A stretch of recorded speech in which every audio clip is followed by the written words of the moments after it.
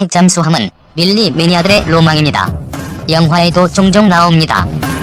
한쪽으로 지구를 멸망시킬 수 있을 것 같은 포스를 자랑하거나, 물론 실제로 지구 멸망까지 시킬 수는 없습니다. 하지만 다량의 핵미사일을 탑재한 전략 핵잠수함은 어지간한 국가 하나를 초토화시킬 수 있습니다. 강대국들에게 둘러싸여 늘 안보 불안에 시달리는 한국에게 핵잠수함은 꿈과 같은 무기입니다. 몇 척 있으면 든든할 것 같습니다. 최근 한국 해군력 증강 계획 중 하나로서 핵추진 잠수함 개발 계획이 거론되고 있습니다. 여기서 용어를 한 가지 짚고 넘어가야 하는데, 핵잠수함이 아니라 핵추진 잠수함이라는 것입니다.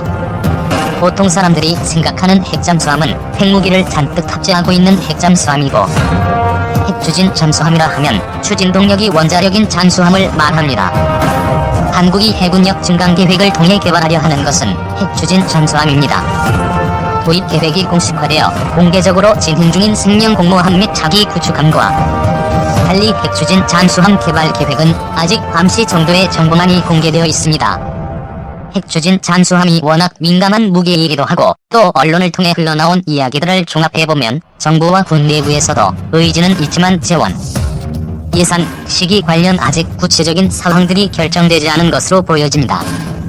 해구순 배수량 3,000톤급 이상인 도산 안창호급 잠수함 9척을 도입하는 사업을 진행 중입니다.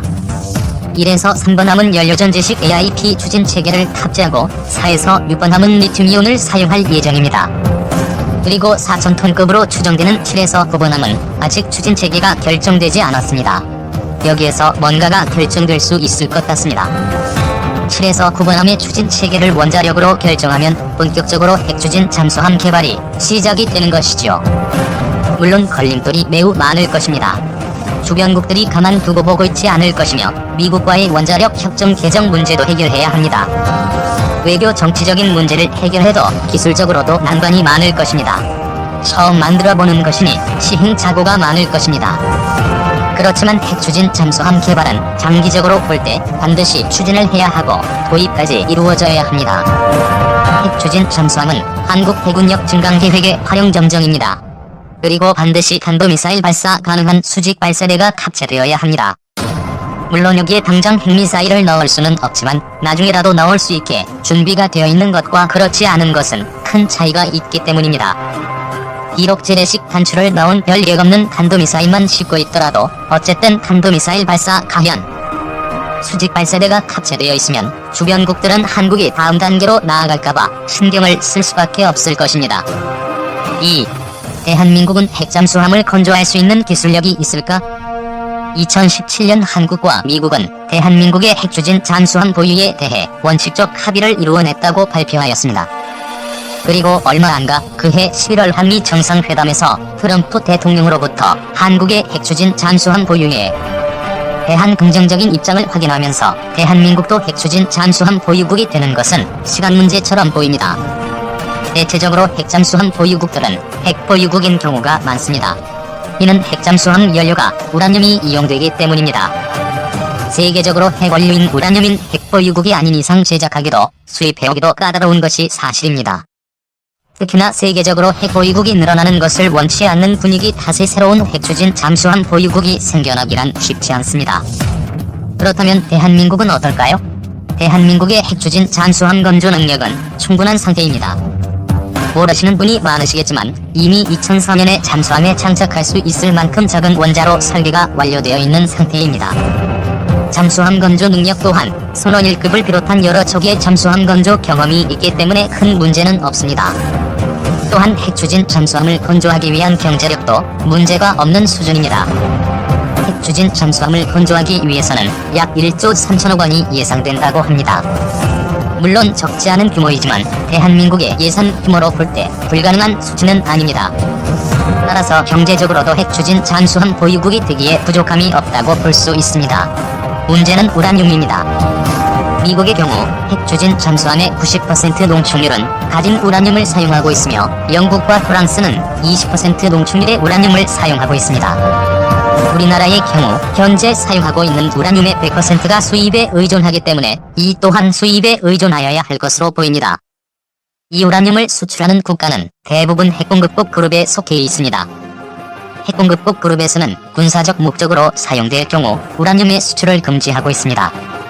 따라서 대한민국의 모든 기술을 확보하였다고 하더라도 우라늄 수입과 관련된 문제를 해결하지 않는 이상 핵 추진 잠수함을 건조하거나 보유하는 것은 불가능한 상태입니다. 이러한 이유 때문에 우라늄과 관련된 문제를 해결하기 위해 끊임없이 미국에게 요청하고 있는 것입니다. 문재인 대통령이 후보 시절 핵 추진 잠수함 보유에 강한 의지를 내비추었던 만큼 이번 정권 안에 핵 추진 잠수함과 관련된 본격적인 논의가 시작될 가능성이 매우 높습니다. 하지만 중국과 일본과 같은 주변국들의 반대가 심하여 이 또한 쉽지 않을 것으로 내다보입니다. 또한 미국이 대한민국의 핵 추진 잠수함 보유에 대한 긍정적인 의견을 내비추었다고 하더라도 이것이 협정 개정으로 가는 것은 쉽지 않다는 것을 보면 핵 추진 잠수함 보유국이 되는 것은 조금 더 멀리 바라보아야 하지 않을까라고 생각됩니다. 3. 한국이 핵 잠수함을 가지려면 어떻게 해야 할까? 우리나라는 현재 디젤 잠수함만 보유하고 있습니다. 검색을 해보니 19척 보유한 것으로 나오는군요. 가끔 뉴스를 보면 우리나라 디젤 잠수함이 훈련 상황에서 가상 적국의 함정을 여러 대 격침시켰다는 뉴스를 볼 수 있습니다. 뛰어난 정숙성 덕분에 적에게 발각되지 않고 수중에서 청백무진 이동하며 훈련에서 뛰어난 전과를 올리곤 합니다. 하지만 디젤 잠수함에겐 약점이 하나 있습니다. 디젤 잠수함은 디젤 발전기를 돌려 배터리를 충전하고 이 배터리로 모터를 돌려 추진력을 얻는데요. 디젤 발전기를 돌리려면 산소가 필요하기 때문에 주기적으로 수면 가까이 올라와서 스노켈을 물 밖으로 내밀어야 합니다. 그리고 이때 적에게 발각될 가능성이 매우 높아집니다. 반면 핵잠수함은 고농축 우라늄을 사용하면 20년 이상 연료 재보급이 필요 없기 때문에 장시간 동안 수면으로 올라오지 않고 작전이 가능합니다. 핵잠수함은 크게 전략원잠과 공격원잠으로 구분할 수 있습니다. 전략원잠은 핵미사일을 탑재하고 바다 속을 돌아다니다가 핵전쟁이 발발해서 자국이 공격을 받으면 적국에 핵미사일을 발사하는 보복용 병기입니다. 따라서 그 존재만으로도 핵전쟁을 억제할 수 있는 파워를 가지고 있습니다. 공격원잠은 전략원잠을 추적하고 공격하기 위해 만든 잠수함입니다. 적이 전략원잠을 은밀히 추적하다가 미사일을 발사하려고 할 때 어뢰를 발사해서 격침시키는 것이 주 임무입니다. 실제 성능이 어떤지에 대한 무수히 많은 추측이 난무하지만 어쨌든 북한은 최근 잠수함에서 발사하는 탄도미사일 발사에 성공했습니다. 북한이 잠수함에 탄도미사일을 싣고 우리나라 근해로 접근해서 미사일을 발사하면 막을 수 있는 방법이 없습니다. 바다에서 불쑥 솟구쳐 나오는 미사일을 막는 것은 거의 불가능한 임무입니다. 가장 확실하게 막는 방법은 핵잠수함을 북한 잠수함 기지 근처에 매복시켜 두었다가 북한의 잠수함이 출항하면 추적해서 격침시키는 것뿐입니다. 잠항 시간에 제한이 있는 디젤 잠수함으로는 수행할 수 없는 임무입니다. 핵잠수함의 원자로에는 고농축 무기급 우라늄이 필요하며 이는 국제적으로 철저하게 통제되고 있습니다. 이 문제를 해결하지 않으면 핵잠수함을 운영할 수 없습니다. 한미 원자력 협정을 통해 우라늄을 확보할 수 있는 권한을 확보해야 하는데 미국이 순순히 이를 들어줄 리가 없습니다. 디젤 잠수함의 가격은 톤수에 따라 다르겠지만 보통 수억 달러 단위입니다. 2억 달러, 3억 달러 정도 합니다. 우리 돈으로 2천억에서 3천억 원 정도 합니다. 핵잠수함은 10배가량 더 비쌉니다. 미국의 버지니아급 핵추진 잠수함의 가격은 26억 달러입니다. 환율 1,100원 적용하면 2조 8,600억 원입니다. 관리비도 매년 수백억 원씩 들어갑니다. 이 돈이면 우수한 성능의 디젤 잠수함 10척을 건조할 수 있는 돈입니다.